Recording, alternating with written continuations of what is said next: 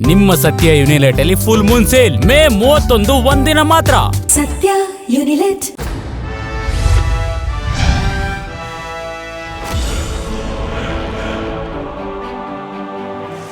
ಕರ್ನಾಟಕ ರಾಜ್ಯ ರಾಜಕಾರಣದಲ್ಲಿ ಬಹಳಷ್ಟು ಒಂದು ಚರ್ಚೆಗೆ ವ್ಯಕ್ತವಾಗಿತ್ತು. ಅಂದರೆ ಸಿಎಂ ಸ್ಥಾನದ ಬಗ್ಗೆ, ರಾಜೀನಾಮೆ ಬಗ್ಗೆ. ಈಗಾಗಲೇ ಸಿಎಂ ಸಿದ್ದರಾಮಯ್ಯ ಅವರು ರಾಜೀನಾಮೆಯನ್ನು ಕೊಟ್ಟಿದ್ದಾರೆ. ಸದ್ಯ ಜನಸಾಮಾನ್ಯರು ಅವರು ರಾಜೀನಾಮೆ ಕೊಟ್ಟಿರೋದಕ್ಕೆ ಬಹಳಷ್ಟು ಬೇಸರವನ್ನು ಕೂಡ ವ್ಯಕ್ತಪಡಿಸಿರುವಂಥದ್ದು. ನಿನ್ನೆ ಬಹಳಷ್ಟು ಜನ ಅಳಲನ್ನು ಕೂಡ ತೋಡಿಕೊಂಡ್ರು. ಇವತ್ತು ಅವರ ಬಗ್ಗೆ ಜನಸಾಮಾನ್ಯರು ಏನು ಹೇಳ್ತಾರೆ, ಅಂದರೆ ಅವರ ಆಡಳಿತದ ಅವಧಿಯಲ್ಲಿ ಜನರ ಬಗ್ಗೆ ಅವರು ಯಾವ ರೀತಿ ಸೇವೆಯನ್ನು ಸಲ್ಲಿಸಿದ್ದಾರೆ, ಕೊಟ್ಟ ಮಾತನ್ನು ಈಡೇರಿಸಿದ್ದಾರಾ, ಸಿದ್ದರಾಮಯ್ಯ ಬಗ್ಗೆ ಜನಸಾಮಾನ್ಯರು ಏನು ಹೇಳ್ತಾರೆ, ಬನ್ನಿ ಮಾತಾಡ್ಸ್ಕೊಂಡು ಬರೋಣ.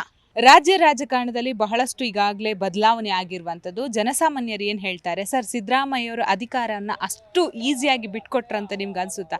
ಸಿದ್ದರಾಮಯ್ಯ ಬಗ್ಗೆ ಏನು ಹೇಳ್ತೀರಾ? ಅಲ್ಲ, ಸಿದ್ದರಾಮಯ್ಯನವರು ನುಡಿದಂಥ ನಡೆಯುವವರು. ಅವ್ರದ್ದೇ ಆದಂಥ ಒಂದು ಬದ್ಧತೆ ಇದೆ. ಸಿದ್ದರಾಮಯ್ಯನವರೇ ಸಾಟಿ. ಅವ್ರು ಏನು ಹೇಳ್ತಾರೋ ಅದನ್ನು ಮಾಡ್ತಾರೆ ಅಂತ ಒಂದು ನಾಯಕತ್ವ ಇರುವಂಥವರು. ಕರ್ನಾಟಕಕ್ಕೆ ಅಂಥ ನಾಯಕರು ಬೇಕಾಗಿದೆ, ದೇಶಕ್ಕೂ ಕೂಡ ಅವರ ಅವಶ್ಯಕತೆ ಇದೆ. ನಿಜವಾಗಲೂ ಇದೊಂದು ಬಹಳ ಹೆಮ್ಮೆಯ ವಿಚಾರ. ಯಾಕೆಂತಂದರೆ ಪಕ್ಷದ ಹೈಕಮಾಂಡ್ಗೆ ಅವರು ಕೊಟ್ಟಂಥ ಗೌರವ ಮತ್ತು ಡಿ ಕೆ ಶಿವಕುಮಾರ್ ಅವ್ರ ಜೊತೆ ಮತ್ತು ಕಾಂಗ್ರೆಸ್ ಪಕ್ಷದ ಜೊತೆ ಅವ್ರು ನಡ್ಕೊಳ್ತಾ ಇರುವಂಥ ರೀತಿ ಜನಮಾನಸದಲ್ಲಿ ಶಾಶ್ವತವಾಗಿ ಅವರು ಉಳಿಯುವಂಥ ಕೆಲಸ ಆಗಿದೆ. ಯಾಕೆಂತಂದರೆ ಭಾಳಷ್ಟು ಜನ ಮಾತಾಡ್ತಾಯಿದ್ರು, ಸಿದ್ದರಾಮಯ್ಯನವ್ರ ಹತ್ರ ಅಧಿಕಾರ ತೊಗೊಳ್ಳೋದು ಅಷ್ಟು ಈಸಿ ಇಲ್ಲ, ಅವ್ರು ಒಂದು ಸಾರಿ ಹಿಡಿದ್ರೆ ಮತ್ತೆ ಬಿಡಲ್ಲ, ಅವರು ಬೇರೆ ಬೇರೆ ಎಲ್ಲ ರೀತಿಯಲ್ಲೂ ರಾಜಕೀಯ ಪಟ್ಟುಗಳನ್ನು ಹಾಕ್ತಾರೆ ಅಂತ ಬೇರೆ ಬೇರೆ ಪಕ್ಷಗಳವರು ಬೇರೆ ಬೇರೆ ಥರ ಮಾತಾಡಿದರು. ಆದರೆ ಸಿದ್ದರಾಮಯ್ಯನವರು ಅದೆಲ್ಲವನ್ನೂ ಕೂಡ ಬಿಟ್ಟು ಪಕ್ಷದ ಸಿದ್ಧಾಂತಕ್ಕೆ, ಹೈಕಮಾಂಡ್ಗೆ ಅವರು ಗೌರವವನ್ನು ಕೊಟ್ಟು ಏನು ಮಾತು ಕೊಟ್ಟಿದ್ರು, ಏನೇನು ಒಳಗಡೆ ನಡೆದಿತ್ತೋ ಗೊತ್ತಿಲ್ಲ. ಬಟ್ ಡಿ ಕೆ ಶಿವಕುಮಾರ್ ಅವರು ಕೂಡ ಅಷ್ಟೇ ಗೌರವವಾಗಿ ಸಿದ್ದರಾಮಯ್ಯನವ್ರ ಜೊತೆ ನಡ್ಕೊಂಡ್ರು. ಸಿದ್ದರಾಮಯ್ಯನವರು ಕೂಡ ಅಷ್ಟೇ ಗೌರವವಾಗಿ ಡಿ ಕೆ ಶಿವಕುಮಾರ್ ಅವ್ರ ಜೊತೆ ನಡ್ಕೊಂಡ್ರು. ಇಡೀ ಕ್ಯಾಬಿನೆಟ್ ಹೆಂಗಿತ್ತು ಅಂತಂದರೆ ಒಂದು ರೀತಿ ಇದೊಂದು ಪಾಠ, ಎಲ್ಲ ಪಕ್ಷಗಳಿಗೂ ಒಂದು ಪಾಠ. ಭಾಳ ಗೌರವವಾಗಿ ಎಲ್ಲ ಮಂತ್ರಿಗಳು ಕೂಡ ಅಷ್ಟೇ ಗೌರವವಾಗಿ ನಡ್ಕೊಂಡ್ರು. ಇದೊಂದು ಕ್ಷಿಪ್ರ ರಾಜಕೀಯ ಬೆಳವಣಿಗೆ ನಡೀತು. ಅದು ನಿಜವಾಗ್ಲೂ ಇದೊಂದು ಮಾದರಿ. ಈಗ ಯಾರು ಅಧಿಕಾರ ಶಾಶ್ವತ ಅಲ್ಲ, ನಡ್ಕೊಳ್ಳೋಂಥ ರೀತಿ ಇದೆಯಲ್ಲ, ಅದು ಸಮಾಜಕ್ಕೆ ಮಾದರಿ, ಜನರಿಗೆ ಮಾದರಿ. ಈಗ ಸಿದ್ದರಾಮಯ್ಯ ಅವರು ನುಡಿದಂತೆ ನಡೆದಿದ್ದಾರೆ ಅಂತ ನಿಮ್ಗೆ ಅನಿಸುತ್ತಾ? ಮತ್ತೊಂದು ಕಡೆ ಅವರು ಮಾಧ್ಯಮದಲ್ಲಿ ಮಾತನಾಡುವಾಗ ಅವರ ಕಣ್ಣೀರಾಗಿರ್ಬೋದು, ಅಂದರೆ ತಾನು ಯಾವುದೇ ಅಧಿಕಾರ ಆಗಿರ್ಬೋದು, ಹಣದ ಆಸೆಗೆ ನಾನು ಅಧಿಕಾರ, ಜನರ ಸೇವೆಗೆ, ಯಾಕಂದರೆ ಅವ್ರು ಬಂದಿರೋದು ಒಂದು ಅಡ್ವೊಕೇಟ್ ಆಗಿ ಜನರ ಸೇವೆಯನ್ನು ಮಾಡಬೇಕು ಅನ್ನೋದೇ ನನ್ನ ಉದ್ದೇಶ ಇತ್ತಂತ. ನಿಮ್ಮ ಅನಿಸಿಕೆ ಪ್ರಕಾರ ಜನರ ಸೇವೆ ಮಾಡಿದ್ದಾರಾ, ಕೊಟ್ಟಂತೆ ಮಾತನ್ನು ನಡೆಸ್ಕೊಂಡಿದ್ದಾರಾ? ಭಾಗಶಃ ಮಾಡಿದ್ದಾರೆ. ಅಂದರೆ ಅದು ವ್ಯವಸ್ಥೆ ಇದೆ, ಆ ವ್ಯವಸ್ಥೆ ಒಳಗಡೆ ಏನೆಲ್ಲ ಸಾಧ್ಯತೆ ಇದೆ ಅದನ್ನು ಮಾಡಿದ್ದಾರೆ. ಇನ್ನೂ ಮಾಡೋಂಥ ಕೆಲಸಗಳು ಭಾಳಷ್ಟಿತ್ತು, ಅವರ ಕನಸು ಭಾಳಷ್ಟಿತ್ತು. ಹೈಕಮಾಂಡ್ ಅವಕಾಶ ಕೊಟ್ಟಿದ್ರೆ ಇನ್ನೂ ಭಾಳಷ್ಟು ಕೆಲಸ ಆಗ್ತಿತ್ತು. ಅದನ್ನು ಬೇರೆ ಯಾರು ಜವಾಬ್ದಾರಿ ತೊಗೊಳ್ತಾರೋ ಅವ್ರ ಮುಖಾಂತರನೂ ಕೂಡ ಸಿದ್ದರಾಮಯ್ಯನವರು ಮಾಡಿಸ್ಬಹುದು. ಬಟ್ ಅದು ಆ ಕ್ಷಣ ಹೆಂಗಾಗುತ್ತೆ, ಭಾವುಕ ಆಗೋದಕ್ಕಂತಂದರೆ, ನಾನು ಕೂಡ ತಾಲೂಕ್ ಪಂಚಾಯತಿ ಅಧ್ಯಕ್ಷ ಆಗಿದ್ದೆ.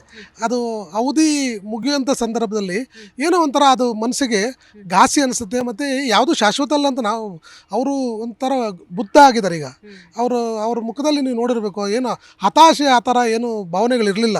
ಅವರು ಒಂಥರ ಗೌತಮ ಬುದ್ಧನ ರೀತಿಯಲ್ಲಿ ಎಲ್ಲವನ್ನೂ ಸ್ವೀಕಾರ ಮಾಡುವಂಥ ಮನಸ್ಥಿತಿಯಿಂದನೇ ಅವರು ಮಾಡಿದ್ದಾರೆ ಅಂತ ನನಗನ್ನಿಸ್ತಾ ಇದೆ. ಅದೊಂದು ಇರ್ತದೆ ಒಳಗಡೆ ಒಂದು ಮನಸ್ಸಲ್ಲಿ. ಇನ್ನು ಅದು ಎಂಥ ಮನುಷ್ಯರಿಗೆ ಆಗಲಿ, ಮನುಷ್ಯನ ಸಹಜ ಗುಣ. ನನಗೆ ಇನ್ನೂ ಅವಕಾಶ ಬೇಕು, ಅಧಿಕಾರ ಬೇಕು ಅನ್ನೋಂಥದ್ದು ಸಹಜ ಗುಣ. ಆದರೂ ಕೂಡ ಅವರು ಅದನ್ನು ತ್ಯಾಗ ಮಾಡಿದರೆ, ಅದು ಪಕ್ಕದಲ್ಲಿ ಡಿ ಕೆ ಶಿವಕುಮಾರ್ ಅವ್ರನ್ನ ಕುಂಡ್ರಿಸ್ಕೊಂಡು, ಪಕ್ಷದ ಅಧ್ಯಕ್ಷ ಯಾರು ಮುಖ್ಯಮಂತ್ರಿ ಬೇಕು ಅಂತೇಳಿ ಹೋರಾಟವನ್ನು ಮಾಡ್ತಿದ್ರು, ಬೇಡಿಕೆ ನೀಡ್ತಿದ್ರು ಅಂಥವ್ರನ್ನ ಜೊತೆಯಲ್ಲಿ ಕುಂಡ್ರಿಸ್ಕೊಂಡು ಈ ರೀತಿ ಮಾಡೋದಿದೆಯಲ್ಲ, ಅದಕ್ಕೆಲ್ಲ ಒಂದು ದಮ್ಮು ತಾಕತ್ತು ಬೇಕು, ಹೃದಯದಲ್ಲಿ ಆ ಗಟ್ಟಿತನ ಬೇಕು, ಮನಸ್ಸಲ್ಲಿ ಆ ಗಟ್ಟಿತನ ಬೇಕು. ಅದು ಸಿದ್ದರಾಮಯ್ಯನವ್ರಿಗಿದೆ. ಅವ್ರ ಅಭಿಮಾನಿಗಳು ಬಹಳಷ್ಟು ಜನ ಕಣ್ಣೀರು ಹಾಕಿದ್ರು. ಆಮೇಲೆ ಅವರ ಸಮಾಜದವರು ಕೂಡ ಭಾಳಷ್ಟು ಜನ ಕೇಳ್ಕೊಂಡ್ರು, ಬೇಡ ನೀವು ಕೊಡಬೇಡಿ ಅಂತ. ಆದರೆ ಅವ್ರು ಮಾತು ಕೊಟ್ಟರೆ, ಏನು ಹೈಕಮಾಂಡ್ ಹೇಳುತ್ತೋ ಅದನ್ನು ನಾನು ಪಾಲಿಸ್ತೀನಿ ಅಂತ ಭಾಳಷ್ಟು ಬಾರಿ ಮಾಧ್ಯಮಗಳ ಮೂಲಕ ಜನರಿಗೆ ಸಂದೇಶನ ಕೊಟ್ಟಿದ್ದರು. ಅವ್ರು ಕೊಟ್ಟ ಮಾತನ್ನು ನಡ್ಕೊಂಡಿದ್ದಾರೆ. ಏನು ಹೈಕಮಾಂಡ್ ಹೇಳಿದೆ ಅದನ್ನು ನಡ್ಕೊಂಡಿದ್ದಾರೆ. ಮುಂದಿನ ಸಿಎಂ ಬಗ್ಗೆ ಏನು ಹೇಳ್ತೀರಾ? ಮುಂದಿನ ರಾಜಕೀಯ ಬಗ್ಗೆ, ಹಾಗೆಯೇ ಜನರನ್ನು ನೋಡೋ ದೃಷ್ಟಿ ಬಗ್ಗೆ ಏನು ಹೇಳ್ತೀರಾ? ನಾನು ಯಾರೇ ಮುಖ್ಯಮಂತ್ರಿ ಆಗಲಿ, ನಾವು ನನ್ನ ವೈಯಕ್ತಿಕವಾಗಿ ಹೇಳೋದಾದರೆ, ನಮ್ಮ ಸಮಾಜಕ್ಕೆ ಮುಖ್ಯಮಂತ್ರಿ ಸ್ಥಾನ ಕೊಡಿ ಅಂತೇಳಿ ಭಾಳಷ್ಟು ವರ್ಷಗಳಿಂದ ನಾವೆಲ್ಲರೂ ಕೂಡ ಕೇಳ್ಕೊಂಡು ಬರ್ತಾಯಿದ್ದೀವಿ. ನಮ್ಮದು ಕರ್ನಾಟಕ ರಾಜ್ಯದಲ್ಲಿ ಅತಿ ಹೆಚ್ಚು ಜನಸಂಖ್ಯೆಯನ್ನು ಹೊಂದಿರುವಂಥ ಶೋಷಿತರಲ್ಲಿ ಶೋಷಿತ ಸಮುದಾಯ ಮಾದಿಗ ಸಮುದಾಯ. ಸುಮಾರು ಈಗ ನಮ್ಮ ನಾಗಮೋಹನ್ ದಾಸ್ ಅವರ ವರದಿ ಪ್ರಕಾರನೇ 50-60 ಲಕ್ಷ ಜನ ನಾವಿದ್ದೀವಿ. ಅಂಥ ಜನಕ್ಕೆ ಸ್ವತಂತ್ರ ಬಂದಾಗಲಿಂದಲೂ ಕೂಡ ಯಾವುದೇ ಒಂದು ಮುಖ್ಯಮಂತ್ರಿ ಸ್ಥಾನ ಸಿಕ್ಕಿಲ್ಲ. ಅದರಲ್ಲೂ ವಿಶೇಷವಾಗಿ ಕಾಂಗ್ರೆಸ್ ಪಕ್ಷದಲ್ಲಿ ಪಕ್ಷದ ಅಧ್ಯಕ್ಷ ಸ್ಥಾನನೂ ಕೊಟ್ಟಿಲ್ಲ, ಮುಖ್ಯಮಂತ್ರಿ ಸ್ಥಾನನೂ ಕೊಟ್ಟಿಲ್ಲ, ಉಪಮುಖ್ಯಮಂತ್ರಿ ಸ್ಥಾನನೂ ಕೊಟ್ಟಿಲ್ಲ, ಉನ್ನತ ಮಂತ್ರಿ ಸ್ಥಾನಗಳನ್ನು ಕೂಡ ಕೊಟ್ಟಿಲ್ಲ. ಅದಕ್ಕೆ ನಾವು ಅದನ್ನು ಕ್ಲೈಮ್ ಮಾಡೋದು ನಮ್ಮದೊಂದು ಸಾಮಾಜಿಕ ಬದ್ಧತೆ, ನಮಗೊಂದು ಅವಕಾಶ ಮಾಡಿಕೊಡಿ, ಶೋಷಿತ ಸಮುದಾಯಕ್ಕೆ ಸಾಮಾಜಿಕ ನ್ಯಾಯ ಕೊಡಿ ಅಂತ ನಾವು ಕೇಳೋದ್ರಲ್ಲಿ ನಮ್ಮದೊಂದು ಹಕ್ಕು. ಆದರೆ ಈಗ ಏನು ಹೈಕಮಾಂಡ್ ತೀರ್ಮಾನ ಮಾಡ್ತದೆ, ನಾವು ಹೈಕಮಾಂಡ್ಗೆ ಒತ್ತಾಯ ಮಾಡ್ತಾ ಇದ್ದೀವಿ. ಈಗ ನಮಗೆಲ್ಲರೂ ಕೂಡ ಕೆಲವು ಗೊತ್ತಾಗ್ತಿದೆ ಮುಖ್ಯಮಂತ್ರಿ ಸ್ಥಾನ ಆಲ್ರೆಡಿ ಫಿಕ್ಸ್ ಆಗಿದೆ ಅಂತ. ಅದು ಆಗಲಿ, ಒಳ್ಳೆಯದಾಗಲಿ, ರಾಜ್ಯದ ಜನರಿಗೆ ಒಳ್ಳೆಯ ಕೆಲಸವನ್ನು ಮಾಡಲಿ, ಸಮುದಾಯಗಳನ್ನು ವಿಶ್ವಾಸಕ್ಕೆ ತೊಗೊಂಡು, ಎಲ್ಲ ಜಾತಿಯವರನ್ನು ವಿಶ್ವಾಸ ತೊಗೊಂಡು ರಾಜ್ಯ ಅಭಿವೃದ್ಧಿ ಆಗಲಿ ಅನ್ನೋಂಥದ್ದು ನಮ್ಮದೊಂದು ಆಸೆ. ಸುಮಾರು 45 ವರ್ಷದ ದೀರ್ಘಾವಧಿಯಾಗಿ ಪಾಪ ಇಲ್ಲಿ ವಿರೋಧ ಪಕ್ಷದ ನಾಯಕರಾಗಿ 2 ಬಾರಿ, CM ಆಗಿ 2 ಬಾರಿ, ಎಲ್ಲ ಹಿಂದ ಒಂದು ಸಂಘಟನೆ ಮಾಡಿಕೊಂಡು ಇಡೀ ಕರ್ನಾಟಕದಲ್ಲಿ ಸುಮಾರು 40 ವರ್ಷದಿಂದ ಅವರು ಕೆಲಸ ಮಾಡಿದ್ದಾರೆ. ಬಟ್ ಹೈಕಮಾಂಡ್ ಹೇಳ್ದಂಗೆ ಅವ್ರ ಮಾತಿಗೆ ತಕ್ಕಂತೆ ನಡ್ಕೊಂಡಿದ್ದಾರೆ. ಅದರಲ್ಲಿ ಎರಡನೇ ಮಾತಿಲ್ಲ. ನಮಗೂ ತುಂಬ ನೋವಾಯಿತು, ಅದರಲ್ಲಿ ಎರಡನೇ ಮಾತಿಲ್ಲ. ಬಟ್ ಆದರೂ ನಮ್ಮ ಪಕ್ಷದವ್ರು ಅವರು ದುಡಿದಿದ್ದಾರೆ. DK ಶಿವಕುಮಾರ್ ಸಾಹೇಬರು ಅವ್ರ ಅಧ್ಯಕ್ಷರಾಗಿ ದುಡಿದಿದ್ದಾರೆ. ಬಟ್ ಅವರಾಗಿರೋದು ಒಳ್ಳೆಯದೇ, ಅದರಲ್ಲಿ ಎರಡನೇ ಮಾತಿಲ್ಲ. ನಮಗೂ ನೋವಾಗಿದೆ. ಸಿದ್ದರಾಮಯ್ಯ ಸಾಹೇಬರು ಹೋದಾಗ ನಮಗೂ ನೋವಾಗಿದೆ, ಕಣ್ಣಲ್ಲಿ ನೀರೇ ಬಂತು. ಬಟ್ ಏನು ಮಾಡೋಕ್ಕಾಗಲ್ಲ. ಅಂದ್ರೆ ಈಗಲೂ ನೀವು ಭಾವುಕರಾಗ್ತಾ ಇದ್ದೀರಾ ಸಿದ್ದರಾಮಯ್ಯ ಅವರು ರಾಜೀನಾಮೆ ಕೊಟ್ಟಿದ್ದಕ್ಕೆ? ಖಂಡಿತವಾಗ್ಲೂ ಸಿದ್ದರಾಮಯ್ಯ ಅವರು ಸುಮಾರು 3 ಬಾರಿ ಉಪಮುಖ್ಯಮಂತ್ರಿಗಳಾಗಿ, 2 ಬಾರಿ ಮುಖ್ಯಮಂತ್ರಿಗಳಾಗಿ ಎಲ್ಲ ವರ್ಗದವ್ರನ್ನ ಒಟ್ಟಿಗೆ ಜೊತೆಗೂಡಿ ಸರ್ಕಾರ ರಚನೆ ಮಾಡ್ತಾಯಿದ್ರು. ಅವರು ಹೈಕಮಾಂಡ್ ಒತ್ತಡದ ಮೇರೆಗೆ ಅವರು ಅನಿವಾರ್ಯತೆ ರಾಜೀನಾಮೆ ಕೊಡಬೇಕಾಯ್ತು. ಹೈಕಮಾಂಡ್ ಮೇಲೆ ಒತ್ತಡ ತಂದು ಅವರು ರಾಜೀನಾಮೆ ಕೊಟ್ಟಿದ್ದಾರೆ. ಈಗ ಎಲ್ಲರೂ ಕೂಡ ಮುಂದಿನ ಮುಖ್ಯಮಂತ್ರಿ ಯಾರು ಆಯ್ತಾರೆ ಅವ್ರ ಜೊತೆಲಿ ಎಲ್ಲ ಸಮಾಜವನ್ನು ಒಟ್ಟುಗೂಡಿಸಿ ಹಿರಿತನಕ್ಕೆ ಒಂದು ಬೆಲೆ ಕೊಡಬೇಕು ಅಂತೇಳಿ ಸಿದ್ದರಾಮಯ್ಯವ್ರು ಕೂಡ ಯಾರು ಮುಖ್ಯಮಂತ್ರಿ ಆಯ್ತಾರೋ ಅವ್ರಿಗೆ ಜೊತೆಗೂಡಿ ಅವ್ರ ಸಹಕಾರ ಕೊಟ್ಟರೆ ಒಳ್ಳೆಯ ಕೆಲಸ ಮಾಡೋದಕ್ಕೆ. ನಿಮ್ಗೆ ಅನ್ಸುತ್ತಾ, ನೀವು ಕೂಡ ಒಂದು ಹಿರಿಯರು, ಸಿದ್ದರಾಮಯ್ಯರು ಹಿರಿಯರಾಗಿದ್ದುಕೊಂಡು ಒಗ್ಗಟ್ಟಲ್ಲಿ ಪ್ರದರ್ಶನವನ್ನು ತೋರಿಸ್ತಾ ಇದ್ರು, ಮುಂದೆ ನಮ್ಮ ರಾಜಕೀಯದಲ್ಲಿ ಒಗ್ಗಟ್ಟಲ್ಲಿ ಪ್ರದರ್ಶನ ಇರುತ್ತಂತ ನಿಮ್ಗೆ ಅನ್ಸುತ್ತಾ? ಅಲ್ಲಲ್ಲ, ಈಗ ಅದಕ್ಕೇನೆ ಹಿರಿತನಕ್ಕೆ ಸಿದ್ದರಾಮಯ್ಯವರು ಜವಾಬ್ದಾರಿ ಹೊತ್ಕೊಂಡ್ರೆ ಅದನ್ನು ಖಂಡಿತ 2 ವರ್ಷ ಕೂಡ ಇವ್ರ ಜವಾಬ್ದಾರಿ ನೇತೃತ್ವದಲ್ಲೇ ಸರ್ಕಾರ ನಡೆಸ್ಬೋದು ಅಂತೇಳಿ ನನ್ನ ಮಾತು. ಮೇಡಮ್, ಸಹಜವಾಗಿ 3 ವರ್ಷಗಳ ಕಾಲ ರಾಜ್ಯದ ಆಡಳಿತವನ್ನು ನಡೆಸಿ ಸಮಾಜ ಸೇವೆ ಮಾಡಿದಂಥವ್ರಿಗೆ ಅದು ಸಹಜವಾಗಿ ಎಲ್ರಿಗೂ ಆಗೋವಂಥ ಒಂದು ಪ್ರಕ್ರಿಯೆನೇ. ಅದೇ ರೀತಿ ಅವ್ರಿಗೂ ಆಗಿದೆ, ಅವರ ಅಭಿಮಾನಿಗಳಿಗೂ ಆಗಿದೆ, ಅವರ ಸಹೋದ್ಯೋಗಿಗಳು ಸಹಪಾಠಿಗಳಿಗೂ ಆಗಿದೆ. ಸಹಜವಾಗಿ ಅದು ಆಗುತ್ತೆ ಮೇಡಮ್. ಅದು ಸರ್, ಅವರೇ ಕಂಟಿನ್ಯೂ ಆಗಬೇಕಿತ್ತಂತ ನಿಮ್ಗೆ ಏನಾದರೂ ಅನಿಸುತ್ತಾ? ಸಿದ್ದರಾಮಯ್ಯ ಅವರು ಮಾಡಿದಂತಹ ಆಡಳಿತ ಹೇಗಿತ್ತು, ಜನಸಾಮಾನ್ಯರಿಗೆ ಕೊಟ್ಟಂತಹ ಭರವಸೆಯನ್ನು ಈಡೇರಿಸಿದ್ದಾರೆ ಅಂತ ನಿಮ್ಗೆ ಏನಾದರೂ ಅನಿಸುತ್ತಾ? ಮೇಡಮ್, 100ಕ್ಕೆ 100% ಯಾರನ್ನೂ ಸಮಾಧಾನ ಪಡಿಸೋದಕ್ಕಾಗಲ್ಲ. ಆದಷ್ಟು ಅವರ ಅವಧಿಯಲ್ಲಿ 90 ಭಾಗ ಅವರು ಒಳ್ಳೆಯ ರೀತಿಯಲ್ಲಿ ಜನಗಳಿಗೆ, ಸಮಾಜಕ್ಕೆ, ಕರ್ನಾಟಕಕ್ಕೆ ಒಳ್ಳೆಯ ಆಡಳಿತ ಕೊಟ್ಟಿದ್ದಾರೆ ಅಂತ ಭಾವನೆ ಮೇಡಮ್. ಸಿದ್ದರಾಮಯ್ಯ ಅವರ ನಡೆಯನ್ನೇ ಮುಂದಿನ ಮುಖ್ಯಮಂತ್ರಿ ಅನುಸರಿಸ್ಕೊಂಡು ಹೋಗಬೇಕಾ? ಜನಸಾಮಾನ್ಯರ ಬಗ್ಗೆ ಹೇಗೆ ಕಾಳಜಿ ವಹಿಸಬೇಕು ಮೇಡಮ್? ಯಾವುದೇ ಒಂದು ಜನಪ್ರತಿ ಆಯ್ಕೆ ಆದಂಥವರು ಎಲ್ಲ ಸಮಾಜನ ಒಟ್ಟುಗೂಡಿಸ್ಕೊಂಡು ಆಡಳಿತವನ್ನು ಭ್ರಷ್ಟಾಚಾರ ರಹಿತವಾಗಿ ನಡೆಸ್ಕೊಂಡು ಹೋಗಬೇಕು ಅಂತ ಎಲ್ಲರೂ ನಿರೀಕ್ಷೆ ಮಾಡ್ತಾರೆ. ಇವರು ನಮಗೊಂದು ಅವಕಾಶ ಕೊಟ್ಟರೆ ನಾವು ಒಳ್ಳೆಯ ರೀತಿಯಲ್ಲಿ ನಡೆಸ್ತೀವಿ ಅಂತ ಹೇಳ್ಕೊಂಡು ಬಂದಿದ್ದಾರೆ. ನಾವು ಸಾರ್ವಜನಿಕರು ಅದನ್ನು ನಿರೀಕ್ಷೆ ಮಾಡ್ತೀವಿ ಮೇಡಮ್. ಸಿದ್ದರಾಮಯ್ಯ ಅವರು ಕೂಡ ಹಿರಿಯರು, ಅವರ ನಡೆ ಬಗ್ಗೆ ಏನು ಹೇಳ್ತೀರಾ? ಅವರು ರಾಜೀನಾಮೆ ಕೊಟ್ಟಂತಹ ರೀತಿ ಬಗ್ಗೆ ಏನು ಹೇಳ್ತೀರಾ? ರಾಜೀನಾಮೆ ಹೈಕಮಾಂಡ್ ಮೊದಲೇ ಅವ್ರು ಹೇಳಿದ್ದಾರೆ, ಹೈಕಮಾಂಡ್ ಏನು ಹೇಳ್ತಾರೆ ಅದು ಕೇಳ್ತೀವಂತ. ಅದರಂತೆ ಅವ್ರು ನಡ್ಕೊಂಡಿದ್ದಾರೆ, ಮಾತು ಕೊಟ್ಟೆ ನಡ್ಕೊಂಡಿದ್ದಾರೆ, ಒಳ್ಳೆಯವರು. ಅಂದರೆ ನುಡಿದಂತೆ ನಡೆಯುವ ಸಿದ್ದರಾಮಯ್ಯ ಅನ್ನೋದಕ್ಕೆ ಅವರಿಗೆ ಈ ವಾಕ್ಯ ಸರಿ ಅನಿಸುತ್ತೆ ಅಂತ ನಿಮ್ಗೆ ಅನ್ಸುತ್ತಾ? ಸೂಟಬಲ್. ಅವರ ಬಗ್ಗೆ ಒಂದೆರಡು ಮಾತು ಹೇಳೋದಾದ್ರೆ? ಇಲ್ಲ, ಒಳ್ಳೆಯವರು, ಸಾಮಾಜಿಕ ನ್ಯಾಯ ಇದೆ, ಕಳಕಳಿ ಇದೆ, ಕೆಲವರ್ಗ ಜನರ ಬಗ್ಗೆ ಕಾಳಜಿ ಇದೆ, ಸಮಾನತೆ ಬಯಸ್ತಾರೆ. ಸಮಾಜಕ್ಕೆ ಬೇಕಾಗಿರ್ತಕ್ಕಂಥ ವ್ಯಕ್ತಿ ರಾಜಕಾರಣದಲ್ಲಿ ಅವ್ರು ಇರಬೇಕು. ರಾಜಕಾರಣ ಅವ್ರು ಇದ್ದರೆ ಅಸಮಾನತೆಯನ್ನು ಹೋಗಲಾಡಿಸೋಕ್ಕೆ ಸಾಧ್ಯ ಆಗ್ತದೆ. ರಾಜಕಾರಣದಲ್ಲಿ ಬರೀ ಹಣ ಇರ್ತಕ್ಕಂಥ ಅಧಿಕಾರಕ್ಕೋಸ್ಕರ ಒದ್ದಾಡ್ತಾ ಮಾಡ್ತಾರೆ, ಅವ್ರು ಸಾಮಾಜಿಕ ನ್ಯಾಯಕ್ಕೋಸ್ಕರ ಒದ್ದಾಡ್ತಾರೆ. ಹಾಗಾಗಿ ಅಂಥವರು ರಾಜಕಾರಣದಲ್ಲಿ ಇರೋದು ಸೂಕ್ತ ಅಂತ ನನ್ನ ಅನಿಸಿಕೆ.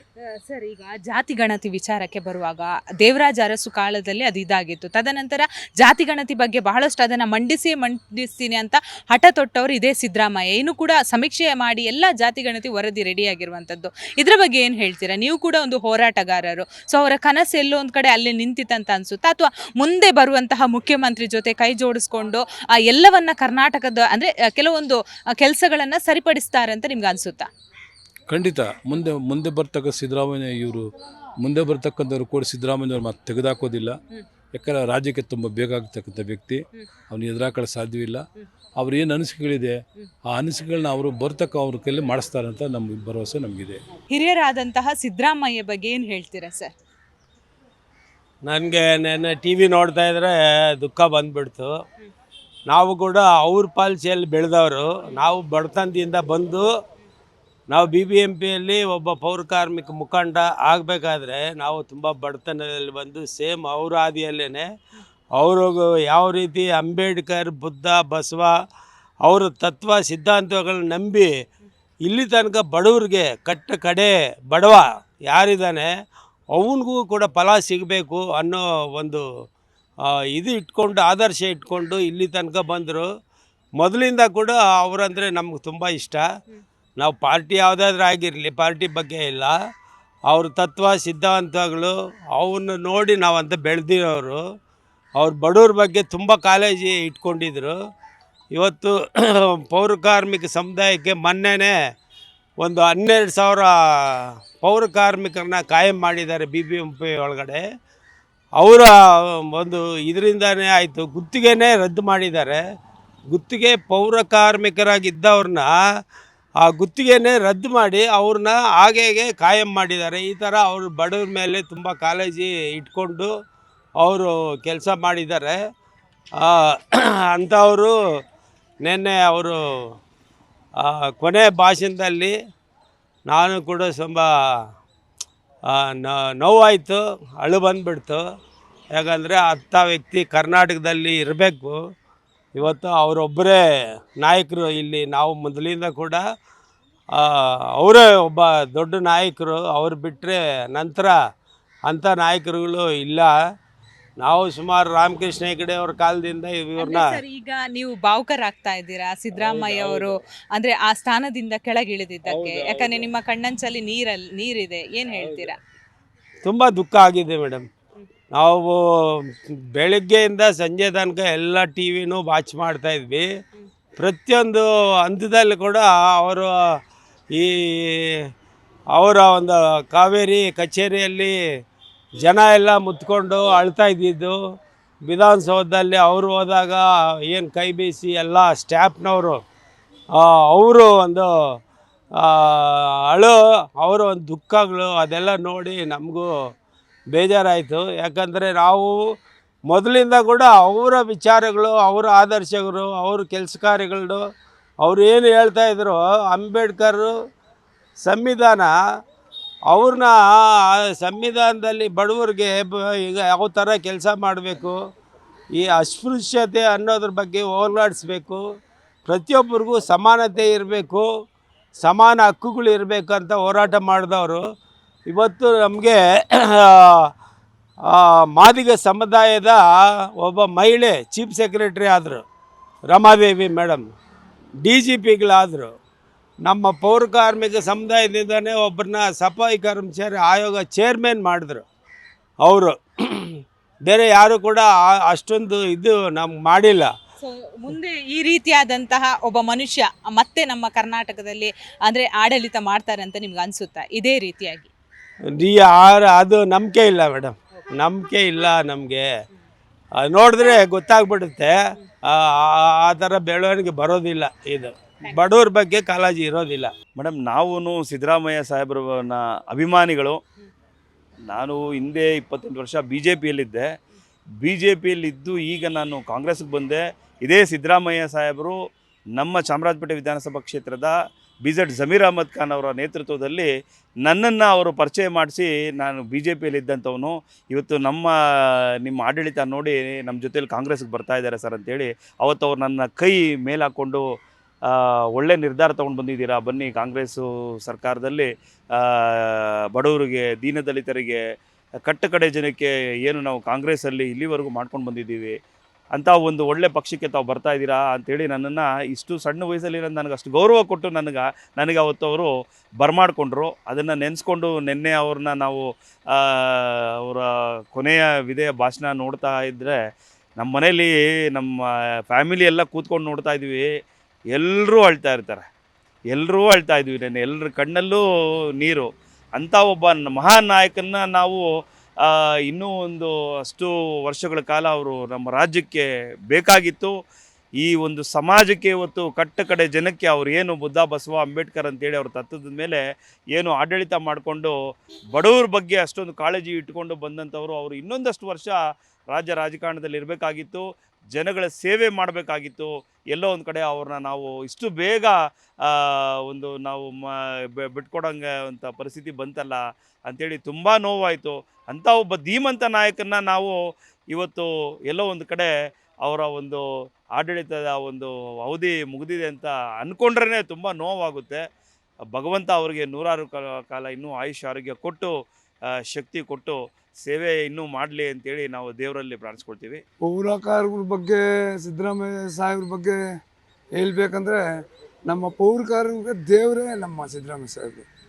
ಯಾಕಂದರೆ ನಮಗೆ 5,000 ರೂಪಾಯಿ 6,000 ರೂಪಾಯಿ ಸಂಬಳ ಬರ್ತಾಯಿದ್ದು, ಅದರಿಂದ ಒಂದು ಸಲ ಬಂದರು 20,000 ಮಾಡಿದ್ರು, ಆಮೇಲೆ ನಮ್ಮ ನೇರವೇತನ ಮಾಡಿದ್ರು, ಆಮೇಲೆ ಕಾಯಂ ಮಾಡಿದ್ರು. 40,000 ಜನಕ್ಕೆ ಕರ್ನಾಟಕದಲ್ಲಿ ಕಾಯಂ ಮಾಡಿದ್ರು. ನಮ್ಮ ಮೈಸೂರು ನಾರಾಯಣವರು ಅಂತ ಅವರು ಒಳ್ಳೆ ಲೀಡ್ರು, ಅವರು ಕರ್ನಾಟಕಕ್ಕೆ, ನಾನು ಬೆಂಗಳೂರಿಗೆ ಅಧ್ಯಕ್ಷರು. ಆದರೆ ಸಿದ್ದರಾಮಯ್ಯ ಅಂತ ಮನುಷ್ಯ ಮತ್ತೆ CM ಆಗ್ತಾರೋ ಇಲ್ವೋ ನಮ್ಗೆ ಗೊತ್ತಿಲ್ಲ. ಆದರೆ ನಮ್ಮ ಸುಮಾರು 2002ರಿಂದ ನಾವು ಸಿದ್ದರಾಮಯ್ಯ ಸಾಹೇಬ್ರ ಹತ್ರ ಹೋರಾಟ ಮಾಡ್ತಾಯಿದ್ದೀವಿ. ಮಾಡಿದ್ರೆ ಇವತ್ತು ನಾವು ನಮ್ಮ ಮನೆಗಾಗಲಿ ನಮ್ಮ ಮಕ್ಕಳಿಗಾಗಲಿ ಸಿದ್ದರಾಮಯ್ಯವರ ದೇವರು. ಯಾಕಂದರೆ ಇವತ್ತು ಅವರು ಫೋಟೋ ಇಟ್ಕೊಂಡು ಪೂಜೆ ಮಾಡ್ಬೇಕು, ನಮಗೆಲ್ಲ ಕಾಯಂ ಮಾಡಿದ್ರು, ಎಲ್ಲ ಊಟ ಕೊಟ್ಟರು. ಆದರೆ ಈಗ ಬರೋ ಮುಖ್ಯಮಂತ್ರಿಗಳು ಸಿದ್ದರಾಮಯ್ಯ ತತ್ವಗಳನ್ನೇ ಉಪಯೋಗಿಸ್ಕೊಂಡು ಈ ಥರ ಮಾಡಬೇಕಂತ ನಾವು ಈಗಾಗೋ CM ಅವ್ರಿಗೆ ನಾವು ಮನವಿ ಮಾಡ್ಕೊತಾ ಇದ್ದೀವಿ. ಸಿದ್ದರಾಮಯ್ಯರ ಬಗ್ಗೆ ಹೇಳಬೇಕು ಅಂದರೆ ಅವರು ಅಹಿಂದ ನಾಯಕರು, ಅಲ್ಪಸಂಖ್ಯಾತರು, ಹಿಂದುಳಿದ ವರ್ಗ, ದಲಿತರಿಗೆ ಯಾವಾಗೂ ರಕ್ಷಣೆ ಆಗಿದ್ದರು. ನಮ್ಮ ಕರ್ನಾಟಕದಲ್ಲಿ ದೇವರಾಜ ಅರಸು ಬಿಟ್ಟರೆ ನೆಕ್ಸ್ಟು ಅಹಿಂದ ನಾಯಕರು ಅಂದರೆ ಸಿದ್ದರಾಮಯ್ಯರನ್ನೇ. ಅಂಥ ನಾಯಕರನ್ನ ನಮ್ಮ ಕರ್ನಾಟಕ ಪಡೆದಿರೋದು ಭಾರಿ ಪುಣ್ಯ ಮಾಡಿದ್ದೀವಿ ಅಂತ ಹೇಳಬೇಕಾಗತ್ತೆ. ಆಮೇಲಿಂದ ಅವರು ಅಪ್ಪಟ ಕನ್ನಡಿಗರು, ಕನ್ನಡ ಮಾತೃಭಾಷೆ ಬೆಳೆಸಬೇಕು, ಕನ್ನಡ ಬೆಳೆಸಬೇಕು ಅಂತ ಹೇಳಿ ತುಂಬ ಅಭಿಮಾನ ಇಟ್ಕೊಂಡು ಕನ್ನಡದ ಕಾರ್ಯಕ್ರಮ ಏನೇ ಇರಲಿ ಕನ್ನಡಕ್ಕೋಸ್ಕರನೇ ಹೋರಾಟ ಮಾಡಿ, ಕನ್ನಡದಲ್ಲೇ ಭಾಷಣ ಮಾಡಿ, ಕನ್ನಡದಲ್ಲೇ ಇದನ್ನು ಹೆಚ್ಚು ಕನ್ನಡನ ಪ್ರಸಾರ ಮಾಡೋದು. ಇದೇನಾಯಿತು ಕನ್ನಡ ಭಾಷೆ ಅನ್ನೋದು, ಸಿದ್ದರಾಮಯ್ಯರು ಅಹಿಂದ ನಾಯಕರು. ನಮ್ಮ ಇಂಡಿಯಾದಲ್ಲಿ ಒಬ್ಬ ಒಳ್ಳೆ ಕನ್ನಡದಲ್ಲಿ ಒಬ್ಬ CM ಇದ್ದಾರೆ, ಚೀಫ್ ಮಿನಿಸ್ಟರ್ ಇದ್ದಾರೆ ಅಂತ ಹೇಳಿ ಒಂದು ಇಡೀ ಇಂಡಿಯಾಕ್ಕೆ ಇದಾಯಿತು. ಆಮೇಲೆ ಗ್ಯಾರಂಟಿ ರಾಮಯ್ಯ, ಅನ್ನದ ರಾಮಯ್ಯ ಅಂತಲೂ ಹೆಸರು ತಗೊಂಡ್ರು, ಗ್ಯಾರಂಟಿಗಳು ಕೊಟ್ಬಿಟ್ಟು. ಇಂಥ ಸಿದ್ದರಾಮಯ್ಯರು ಈಗ ರಾಜೀನಾಮೆ ಕೊಡ್ತಾ ಇರೋದ್ರಿಂದ ನಮ್ಮ ಅಹಿಂದ ವರ್ಗಕ್ಕೆ ಏನೋ ಒಂಥರ ನೋವಾಗಿದೆ, ಅವರಿಂದ ನಮಗೆ ತುಂಬಲಾರದ ನಷ್ಟ ಆಗಿದೆ ಅಂತ ನಾವು ತಿಳ್ಕೊತೀವಿ. ಹೌದು, ಇದರಿಂದ ಅವರಿಗೆ ಒಳ್ಳೆ ಮುಂದೆ ರಾಜಕಾರಣದಲ್ಲಿ ಆಗಲಿ ಅಥವಾ ಕೇಂದ್ರ ರಾಜಕಾರಣದಲ್ಲೇ ಆಗಲಿ ಉತ್ತಮ ಅವಕಾಶ ಸಿಕ್ಕಿ ಅವರು ಇನ್ನೂ ಉನ್ನತ ಮಟ್ಟವಾದ ಹುದ್ದೆಗೆ ಹೋಗಬೇಕು ಅನ್ನೋದೇ ನಮ್ಮ ಆಸೆ. ಬಗ್ಗೆ ಏನು ಹೇಳ್ತೀರಾ? ಯುವ ನಾಯಕ ಇದ್ದೀರಾ, ಏನು ಹೇಳ್ತೀರಾ? ಸರ್ವಧರ್ಮಗಳ ನಾಯಕರು, ಅಹಿಂದ ಹೋರಾಟಗಾರರು, ಗ್ಯಾರಂಟಿಗಳ ಸರ್ದಾರರು, ಕರ್ನಾಟಕ ರಾಜ್ಯ ಸರ್ಕಾರದ ಇಲ್ಲಿವರೆಗೂ ಏನು 8 ವರ್ಷಗಳ ಕಾಲ ನಿರಂತರವಾಗಿ ಕರ್ನಾಟಕ ರಾಜ್ಯಕ್ಕೆ ಮುಖ್ಯಮಂತ್ರಿಗಳಾಗಿ ಸೇವೆ ಸಲ್ಲಿಸಿದಂಥ ಮಾನ್ಯ ಸಿದ್ದರಾಮಯ್ಯರವರು ನಮ್ಮನ್ನೆಲ್ಲ ಈ ದಿನ ಬೀಳ್ಕೊಡುಗೆ ಕೊಟ್ಟು ಕಳಿಸ್ತಿದ್ದೀವಿ ನಾವೆಲ್ಲ. ಆದರೆ ದುಃಖ ಏನಂದರೆ ಇಂಥ ನಾಯಕರನ್ನು ಕಾಂಗ್ರೆಸ್ ಸರ್ಕಾರ ಇಷ್ಟು ಬೇಗ ಬಿಟ್ಕೊಡಬಾರ್ದಾಯಿತು. ಇನ್ನೂ 2 ವರ್ಷಗಳ ಕಾಲ ಅವಧಿ ಇತ್ತು. ಅವಧಿಯಲ್ಲಿ ಅವರು ಸೇವೆ ಮಾಡಿ ಆದಷ್ಟು ಕಟ್ಟಕಡೆ ವ್ಯಕ್ತಿ ಕೂಡ ಸೌಲಭ್ಯಗಳನ್ನು ದೊರಕಿಸಿ ಕೊಡಬೇಕಂತೇಳಿ ನಮ್ಮಲ್ಲಿ ಆಸೆ ಇತ್ತು. ಆದರೆ ಈಗ ಮುಂದಿನ ಬದಲಾವಣೆಗಳು ಈಗಾಗಲೇ ರಾಜ್ಯ ಮಟ್ಟದಲ್ಲಿ ತಿಳಿತಿದೆ. ಆದರೆ ಅವ್ರು ಮಾಡಿರೋಂಥ ಕೊಡುಗೆಗಳು ಯಾರೂ ಕೂಡ ಮಾಡೋಕ್ಕೆ ಸಾಧ್ಯ ಇಲ್ಲ. ದೇವರಾಜ ಅರಸರು ಬಿಟ್ಟರೆ ಮತ್ತೆ ಅಹಿಂದ ನಾಯಕರು ಸಿದ್ದರಾಮಯ್ಯ ಮಾನ್ಯ. ಆದರೆ ಇನ್ನೊಂದು ಏನಂದರೆ ಸಂವಿಧಾನ ಜಾಥಾ ಅಂತೇಳಿ ಈ ಒಂದು ಕಾರ್ಯಕ್ರಮ ಅದ್ಭುತವಾಗಿ ನಡೆಸ್ಕೊಟ್ಟಿದ್ದಾರೆ ಕರ್ನಾಟಕ ರಾಜ್ಯ ಸರ್ಕಾರದಲ್ಲಿ. ಅದನ್ನು ಯಾರೂ ಮರೆಯೋಕ್ಕಾಗಲ್ಲ. ಸಂವಿಧಾನ ಮರೆಯೋ ಸಮಯದಲ್ಲಿ ನಮ್ಮನ್ನು ಮತ್ತೆ ಸಂವಿಧಾನವನ್ನು ಗುರುತಿಸಿ ಸಂವಿಧಾನದ ಆಶಯಗಳನ್ನು ನಿಲ್ಲಿಸೋದಕ್ಕೆ ನಮ್ಮ ಸಿದ್ದರಾಮಯ್ಯವರು ಓಡಾಡ್ತಾನೆ ಇದ್ದರು. ಅದಕ್ಕೆ ಅವರಿಗೆ ನಮ್ಮ ಹೃದಯಪೂರ್ವಕ ಧನ್ಯವಾದಗಳನ್ನು ಹೇಳ್ತಾ ಇದ್ದೀವಿ. ಸರ್, ಸಿದ್ದರಾಮಯ್ಯನವರು ಎಂಥ ವ್ಯಕ್ತಿ ಅಂದರೆ ಬುದ್ಧ ಬಸವ ಅಂಬೇಡ್ಕರ್ ಮತ್ತು ಸಂವಿಧಾನ ಮೇಲೆ ಇಟ್ಟಂಥ ನಂಬಿಕೆಸ್ತರ ವ್ಯಕ್ತಿಯಾಗಿದ್ದರು.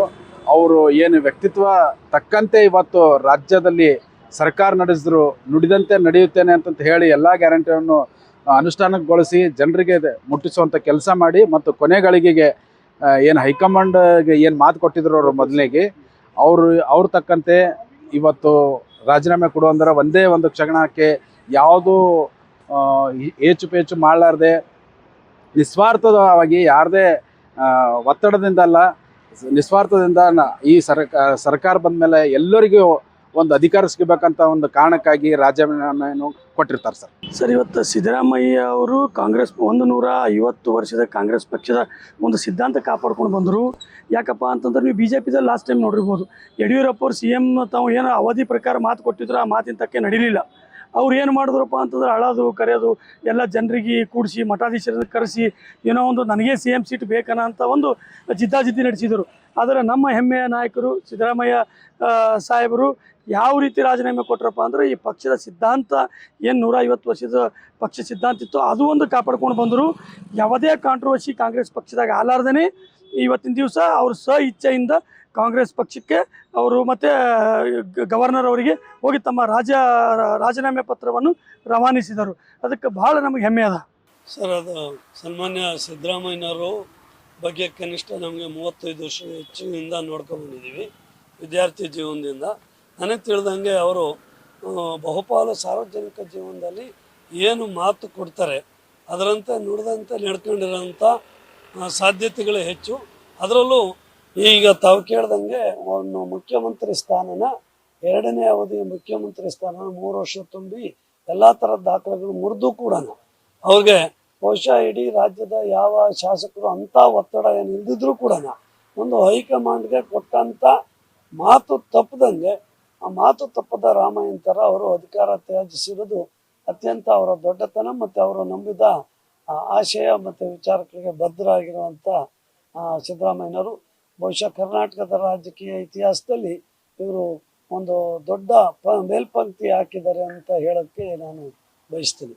ಯಾಕೆಂದರೆ ಇವತ್ತು ತಾವೀಗಾಗಲೇ ಹೇಳ್ದಂಗೆ ಒಂದು ಗ್ರಾಮ ಪಂಚಾಯತಿ ತಾಲೂಕ್ ಪಂಚಾಯತ್ ಸ್ಥಳೀಯ ಒಂದು ಸಣ್ಣ ಅಧಿಕಾರನೇ ಒಪ್ಪಂದ ಆಗಿರುತ್ತೆ. ಆದರೆ ಮೊದಲು ಅಧಿಕಾರಕ್ಕೆ ಬರೋಕ್ಕೆ ಮುಂಚೆ ಒಪ್ಪಂದ ಆಗ್ತವೆ, ಅಧಿಕಾರ ಬಂದ ತಕ್ಷಣ ಯಾರು ಕೂಡ ಅದನ್ನು ಪಾಲಿಸೋ ಅಂತ 99% ಜನನ ನಾವು ನೋಡಿಲ್ಲ. ಅಂಥದ್ರಲ್ಲಿ ರಾಜ್ಯದ ಮುಖ್ಯಮಂತ್ರಿ ಸ್ಥಾನ ತ್ಯಜಿಸಿರೋದು ಅವರ ದೊಡ್ಡತನ ಮತ್ತು ಅವರು ನಂಬಿರೋ ಮೌಲ್ಯಗಳಿಗೆ ಸಾಕ್ಷಿ ಅಂತ ಭಾವಿಸಿದ್ದೀನಿ.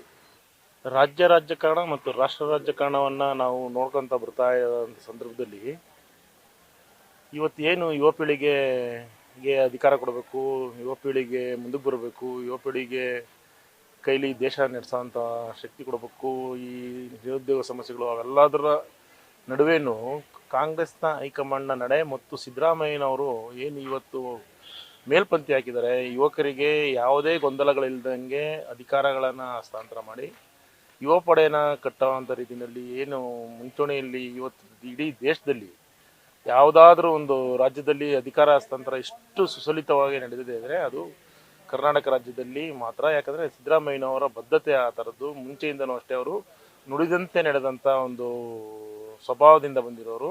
ಅವರು ಇಟ್ಟ ಹೆಜ್ಜೆನ ಯಾವತ್ತೂ ಹಿಂದೆ ಇಟ್ಟಿಲ್ಲ. ಮತ್ತು ಏನಕ್ಕೆ ಅವರು ಯಾವುದಾದ್ರೂ ಒಂದು ಬದ್ಧತೆ ತೋರಿದ್ರೆ ಇದ್ರ ಪರವಾಗಿ ಇರ್ತಾರೆ. ಬಿಟ್ಟರೆ ಆ ನಿಲುವಲ್ಲೇ ಅವ್ರು ಮುಂಚೆಯಿಂದ ಹೇಳ್ಕೊಂಬರ್ತಿದ್ದು, ಎಲ್ಲರೂ ಏನಾದರೂ ಹೇಳ್ತಿದ್ರು, ಅವ್ರು ಹೇಳ್ತಿದ್ದು ಒಂದೇ, ನಾನು ಹೈಕಮಾಂಡ್ ಹೇಳಿದ್ರೆ ಮಾತ್ರ ರಾಜೀನಾಮೆ ಕೊಡ್ತೀನಿ ಅಂತ ಆ ಬದ್ಧತೆ ತೋರಿಸಿದ್ದಾರೆ. ಹೈಕಮಾಂಡ್ ಹೇಳ್ತಿದ್ದಂಗೆ ಬಂದು 2 ದಿನಗಳಲ್ಲಿ ಆ ಪ್ರಕ್ರಿಯೆ ಮುಗಿಸಿ ಇವತ್ತು ಡೆಲ್ಲಿಯಲ್ಲಿ ಹೋಗಿದ್ದಾರೆ.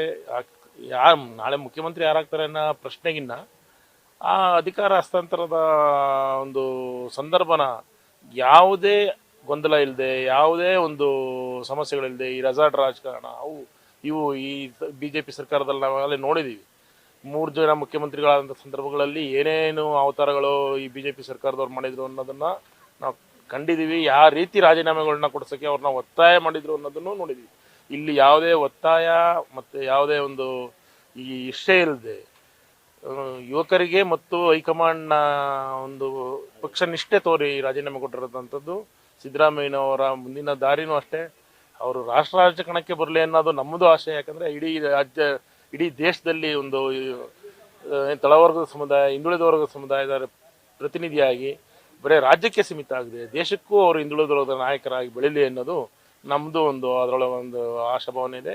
ನುಡಿದಂತೆ ನಡೆದ ರಾಮಯ್ಯ, ಅನ್ನ ರಾಮಯ್ಯ, ಹೀಗೆ ಒಂದೊಂದು ರೀತಿಯಾದಂತಹ ಹೆಸರನ್ನ ಇಟ್ಟು ಸಿದ್ದರಾಮಯ್ಯ ಬಗ್ಗೆ ಬಹಳಷ್ಟು ಹೊಗಳಿಕೆಯ ಮಾತನ್ನ ಜನಸಾಮಾನ್ಯರು ಹೇಳಿದ್ರು. ಯಾಕಂದ್ರೆ ಇನ್ನಷ್ಟು 2 ವರ್ಷಗಳ ಕಾಲ ಅವರೇ CM ಆಗಬೇಕಿತ್ತು. ಯಾಕಂದ್ರೆ ಕರ್ನಾಟಕದ ಜನತೆಯ ಬಗ್ಗೆ ಅವರಿಗೆ ಬಹಳಷ್ಟು ಒಂದು ಕಾಳಜಿತ್ತು. ಹಾಗೇನೆ ಜನರ ಬಗ್ಗೆ ಬಹಳಷ್ಟು ಸೇವೆಯನ್ನು ಮಾಡಿದ್ದಾರೆ, ಕೊಟ್ಟ ಮಾತುಗಳನ್ನ ನಡೆಸಿದ್ದಾರೆ, ಇನ್ನಷ್ಟು ಸೇವೆ ಮಾಡೋದಕ್ಕೆ ಬಾಕಿ ಇತ್ತು ಅನ್ನೋದು ಜನಸಾಮಾನ್ಯರ ಅಭಿಪ್ರಾಯವಾಗಿತ್ತು. ಬೆಂಗಳೂರಿಂದ ಕ್ಯಾಮರಾ ಪರ್ಸನ್ ಯಶಸ್ ಜೊತೆ ಭವ್ಯ ಸುನಿಲ್, ಜಿ ಕನ್ನಡ ನ್ಯೂಸ್.